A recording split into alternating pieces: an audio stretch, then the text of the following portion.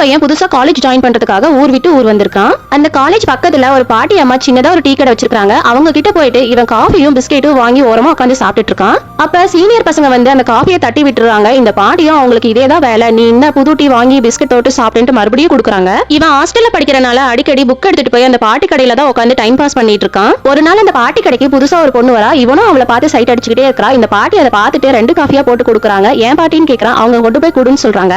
இந்த பாட்டியும் இந்த பையனும் ரொம்பவுமே பாசமா இருக்காங்க. இவனுக்கு உடம்பு சரியில்லைனா கூட இவனுக்கு சுக்கு காஃபி எல்லாம் போட்டு கொடுத்துட்டு இருக்காங்க.